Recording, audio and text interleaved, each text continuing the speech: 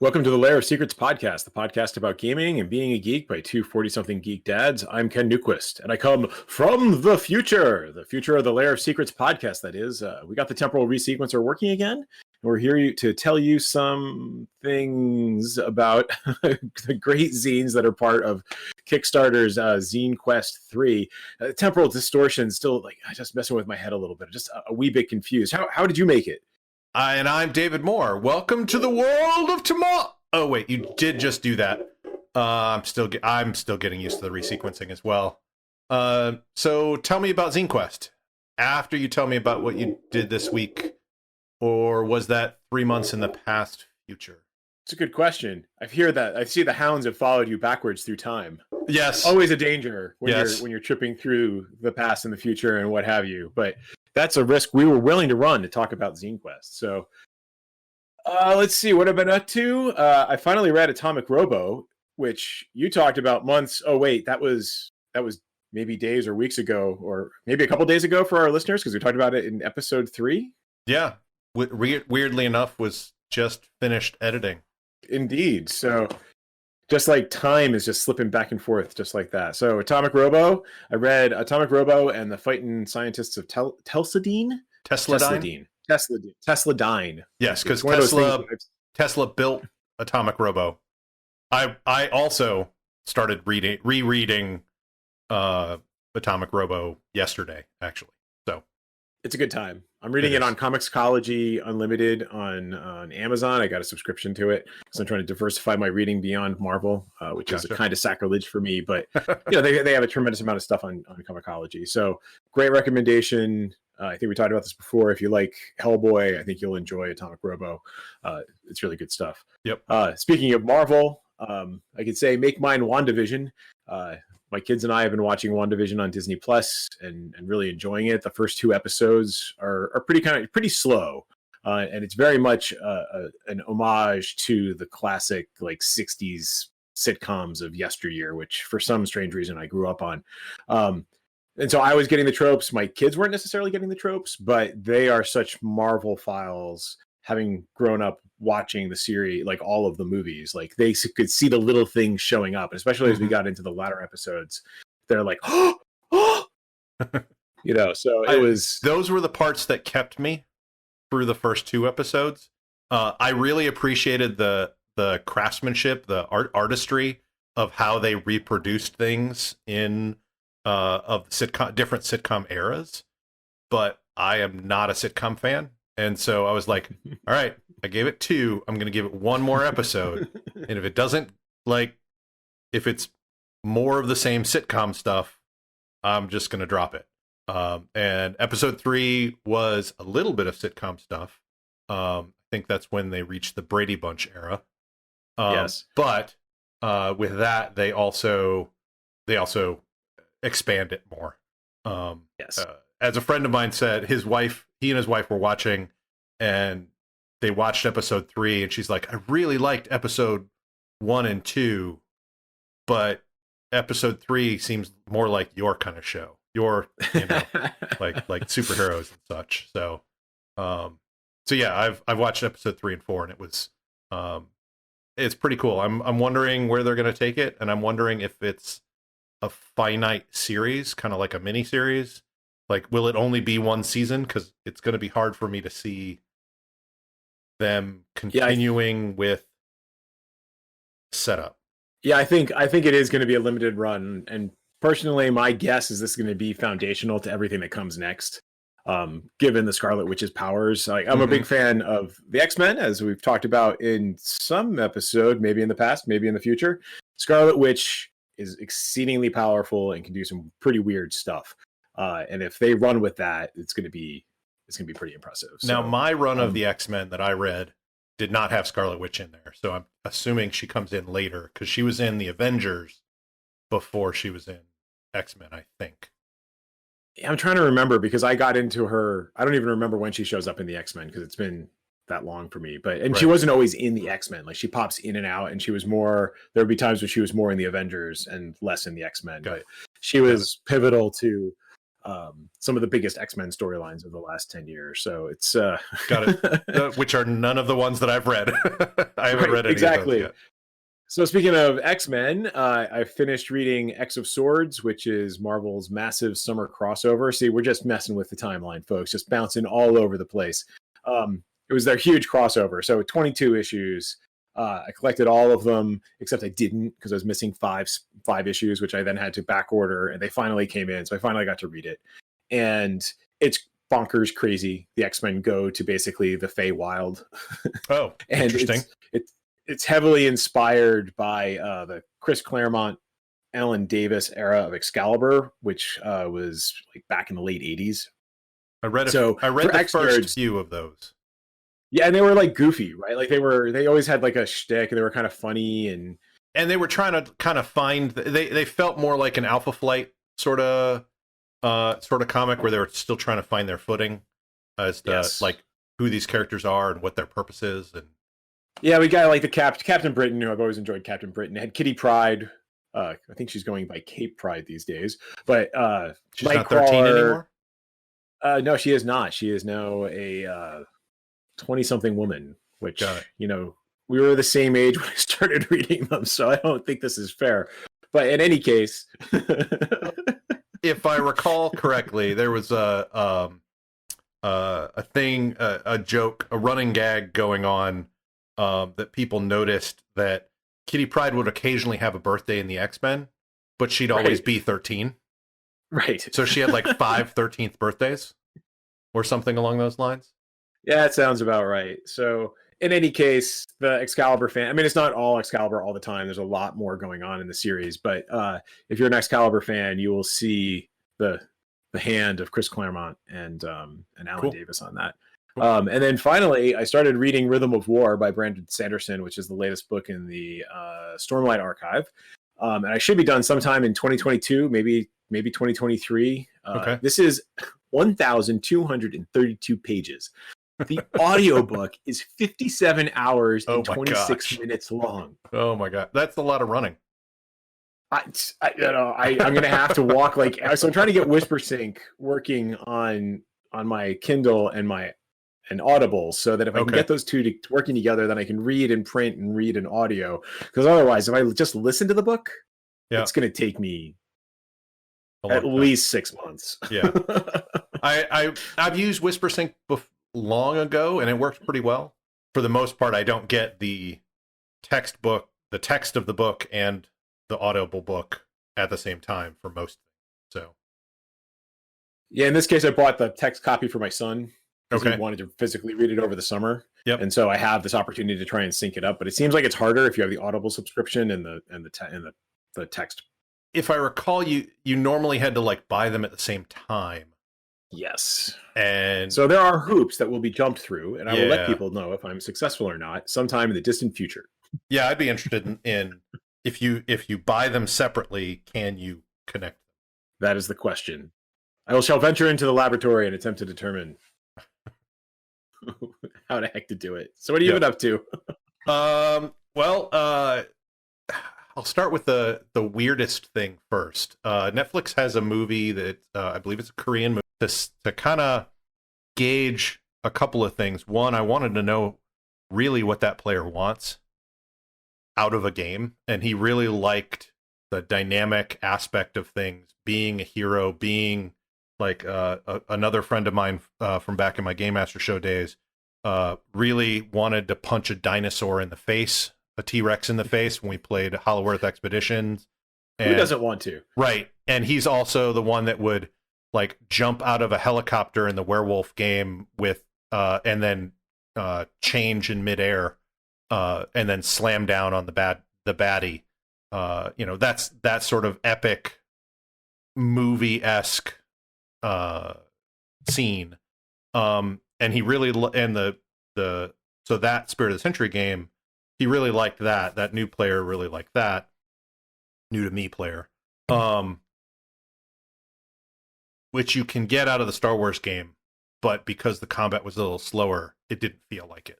So right. I think I'm going to actually run 5th edition D&D mainly because every other system that I would want to run, they don't know. And so that makes it harder. So knowing the rules will make it faster. So that's what I'm planning, is a D&D game. I'm a little tempted by Forbidden Lands. I picked up a bundle of holding of like a whole smattering of Forbidden Land stuff, which is very much a hex crawl feel. And but I haven't wrapped my head around it yet. And so if I haven't wrapped my head around it, then I don't think that would be a good game yet. So it's probably going to be D&D. The Burning Wheel game, Burning Wheel, I had mentioned in the last thing, is not going to be right for this group. So I'd like to, but it's just not going to be right for this particular group. When you have a whole book given over to character creation, right? And they don't own it. You end up using a good chunk of it. Yeah. And I almost ran the Gamma World Hex Crawl again.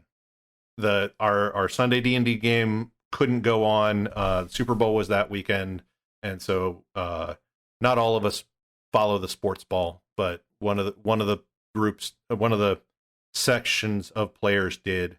So that family basically wasn't going to be able to make it, and so I was like, "Hey, what about Gamma World?" And so the rest of everybody was like, "Yeah, let's do that." The rest of everybody being 2 people, which would have been fine, but then one of them said, "Hey, I got a migraine, so I can't do it." So a 1-person Gamma World game, it probably could have been okay. I could have done it, but it just felt more like the right thing to do to cancel it for that day. So maybe one day we'll play it again. It's always good to have on the back burner. Yeah. Until the hyper-intelligent, carrots come storming out of the shadows and demand that you run the game. So Right. Well, we remember this is the one where we have the cacti, when the rainy season comes, uproot themselves and go berserk around the village. So excellent. Yep. Yes. Yeah. Good stuff. One of the reasons why we tried this temporal resonance thing was because Zinequest 3 is happening right now, and I don't know a whole lot about it. So I want you to tell me all about it, because I know that you are hip deep in it.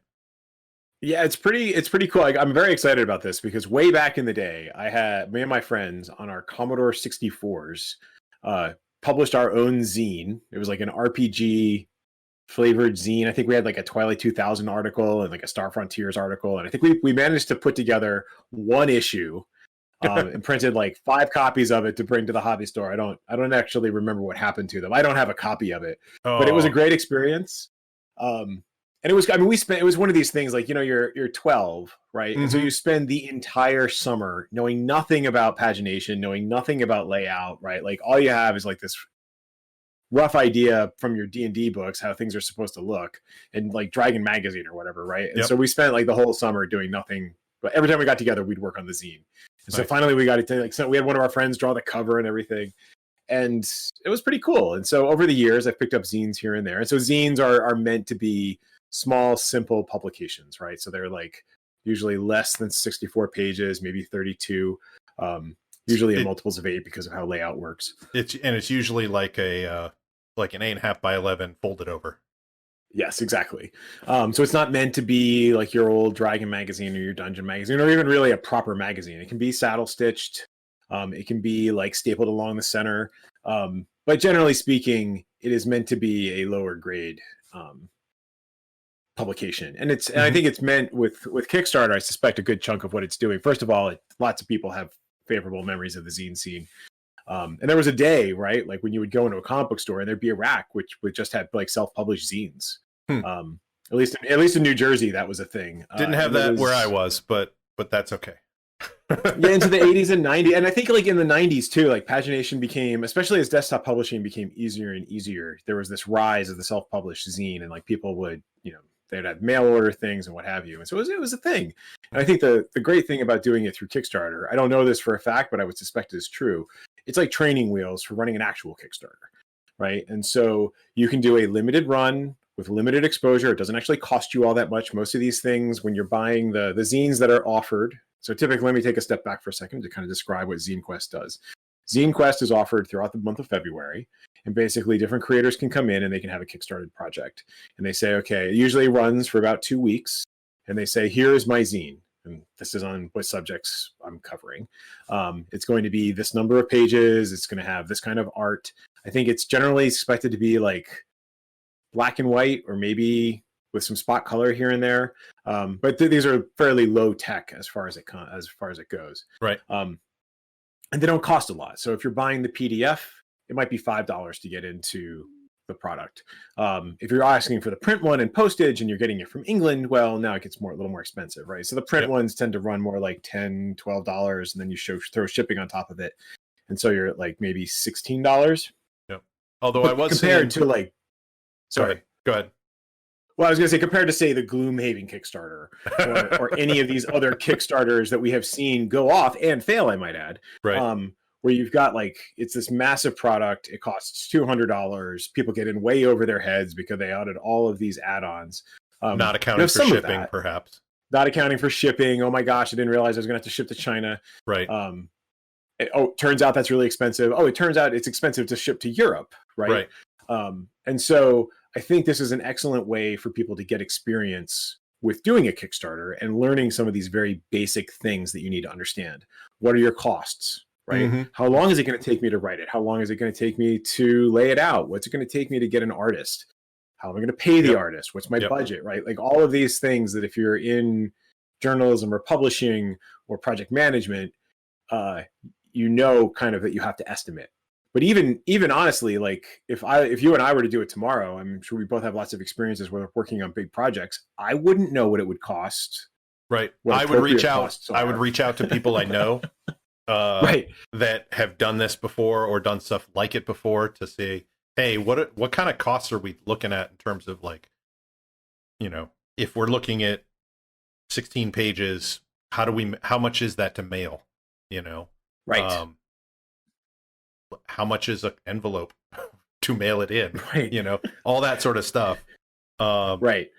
And you'd probably send it media. I know you'd probably send it media mail, which would be less, but it's, and printing, you don't want to sit like I could with my printer print it out here, which is what a lot of zines used to do, is like either printing them out themselves or print out a master copy and then take it to like a copy shop and have them duplicate it a lot, for cheaper. And it's meant to be low cost, which I saw on Twitter. I didn't see the original tweet, but there were other things that more of a subtweet about it, of people complaining that a lot of the zines were black and white. And one of the responses was Evil Hat. Actually, Fred Hicks from Evil Hat responded with, our top 3 games are black and white. Like the top 3 sellers over the course of Evil Hat were all black and white. I know, and one was a soft cover. So I know that Spirit of the Century was a soft cover, completely black and white, and it launched the company. Exactly. Like it, before that was Don't Rest Your Head, which Fred Hicks had done completely with like clip art and photos that he had access to, and it was all black and white. And I don't even know if they did a print run of it initially. It was a PDF, but it won some awards, and then they did Spirit of the Century to do stuff, and then it went from there. And there was a couple more that they did as all black and whites after that. So just because it's black and white doesn't mean it's, not good. I think some tabletop gamers have been grown accustomed to things like the full color D&D books, sort of thing. Which I don't know. Personally, I still like my first and second edition books that I beat the heck out of, and no pages have come out of them at all. And those are all black and white too. So, except for my Unearthed Arcana, that one self-destructed. I think all the bindings on Unearthed Arcana. I think all the Unearthed Arcanas had problems. They probably switched printers or something. But yeah, So tell me about them. So what zines are out there in Zinequest 3? So I will say, so there's so one of the challenges is when we're talking about these zines, we're going to try and get out the episodes as quickly as we can, but there is this 2-week time period. So not all the Kickstarters may still be active, but we wanted to give you a sense for what's out there so you can be ready for hopefully Zinequest 4 in 2022. So first off, if you go to Bone Box Chant, this is a blog. There'll be a link to it in the show notes. They have a Zinequest 2021 roundup where they basically are listing every single zine that's being published. I didn't count them all, but there are dozens. So that's a great place to just kind of get a high-level summary of what's out there. Kickstarter's website actually isn't that great for this. I found myself kind of like crossing between stuff that was from 2020 versus 2021. And so this blog did a great job of just kind of summarizing what was actually current and valid. So it is an eclectic mix, and I think that's one of the great things about this too, is that people can take risks on games that, you know, if you don't have to do this huge print run or even 1,000 copy print run, you can do a limited print run and just kind of test the waters and see what people think. So our friend Daniel Perez is doing Through Hiker, which is a journaling game of long distance hiking, which Daniel and I are both interested in backpacking and hiking and what have you. And so when I saw this, I'm like, this is fantastic. I would have gotten this even if it wasn't Daniel.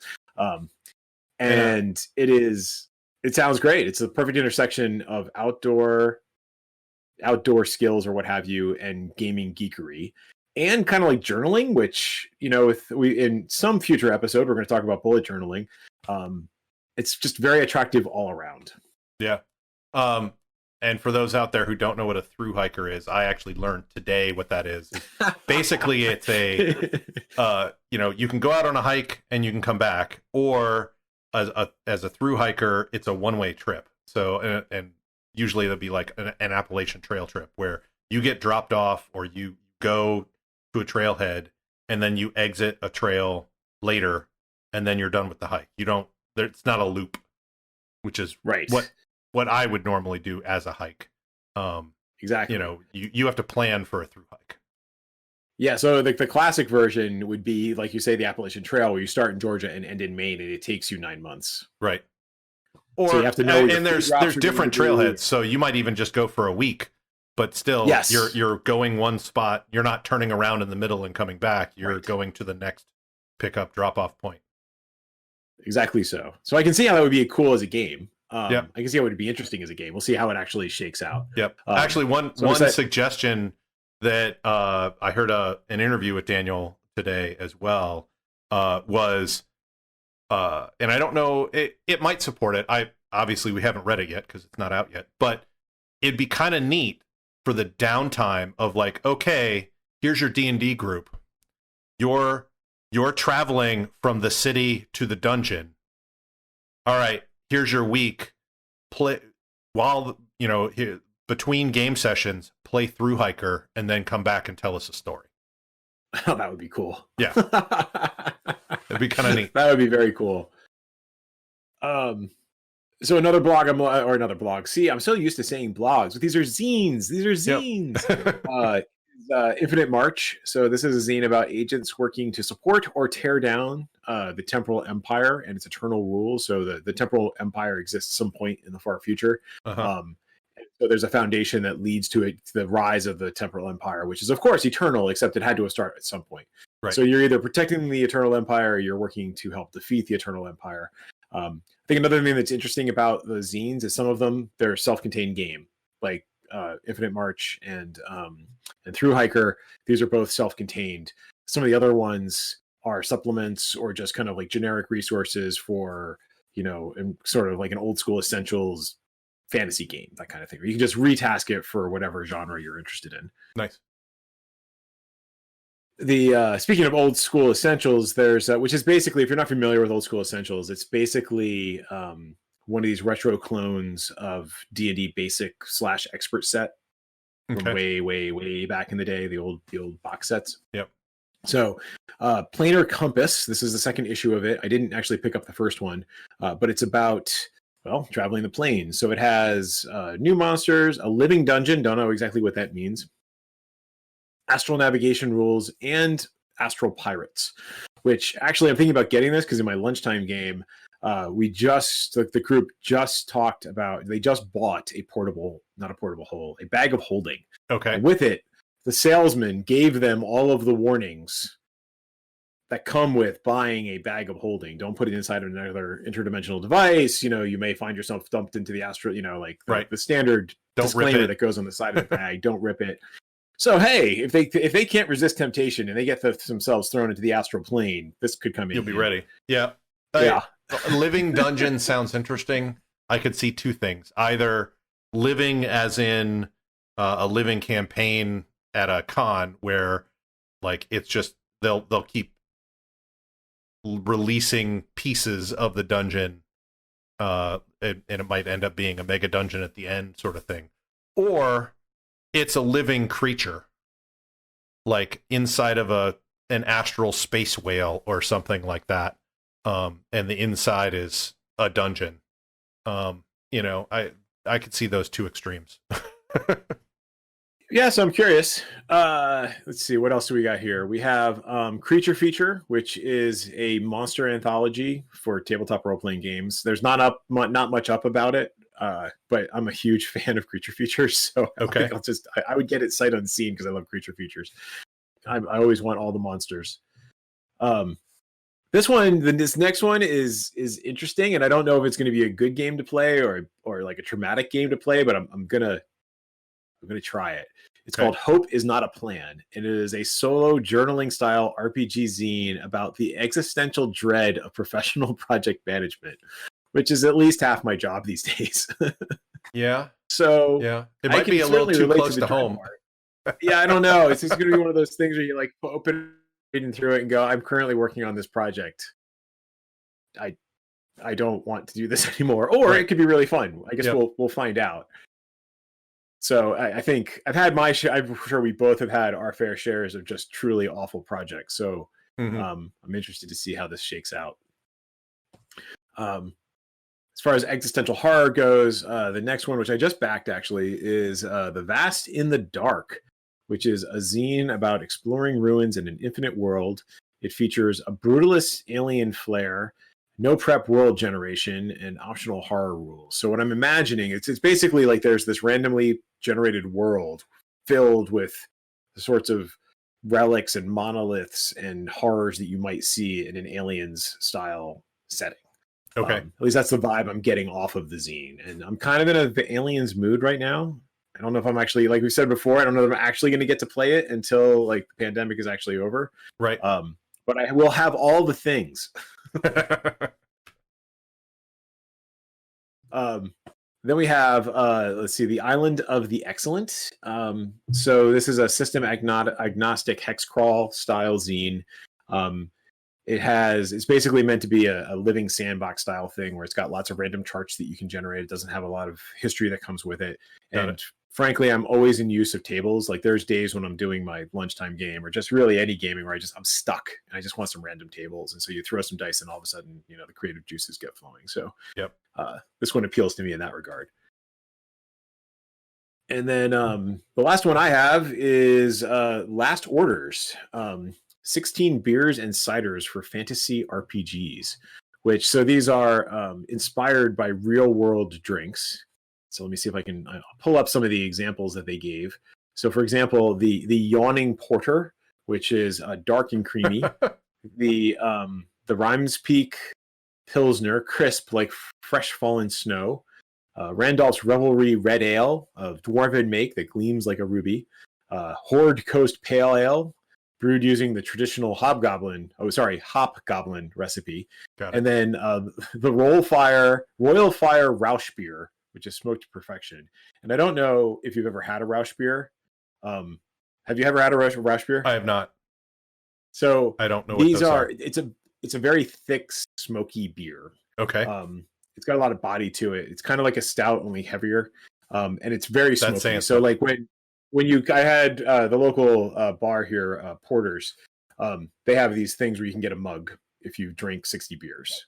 Got it. It takes a while to drink 60 beers. And so you go through all of the different styles, and one of them is a Rausch beer. And what they do for the Rausch beer, I don't think they still do this, but they used to do it. They would bring a Slim Jim out and stick it in the beer. Okay. Because it's that kind of like smoky, beefy Like smoky and beefy are not words that you usually associate with beer. Beer, right? But it makes for a great fantasy beer. Yeah, yeah. Now, so this one is that actually going to be an in-game description of the beers, or are they actually doing the beer recipe if you're a home brewer? Because that would be pretty cool. No, I don't think they're actually doing. I'm trying to look at I see the mock-up, but they don't actually have like the specifics of it.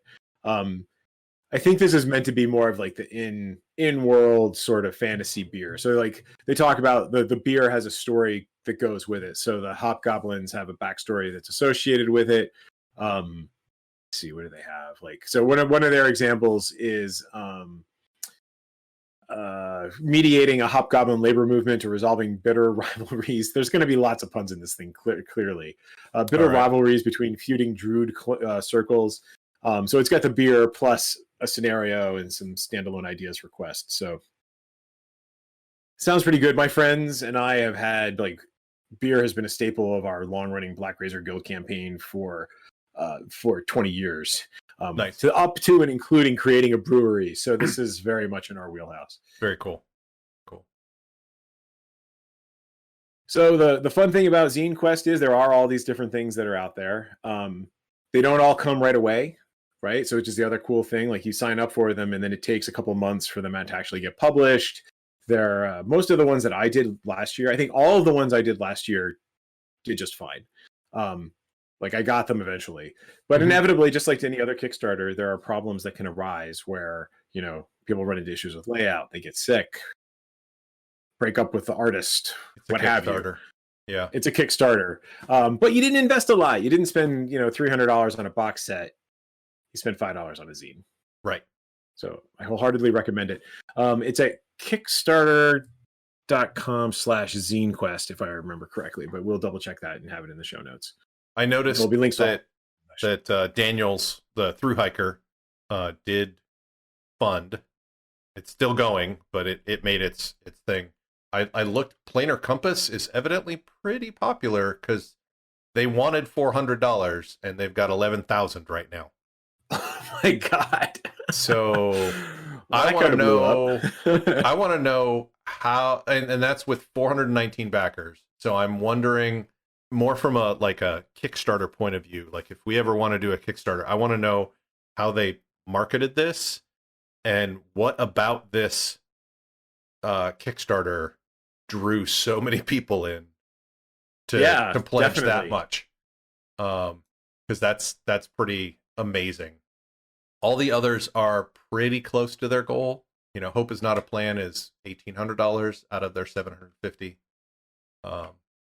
But it's that one was interesting. In the Vast Dark, which is what we talked about as well, is 15,000 out of their $500 goal.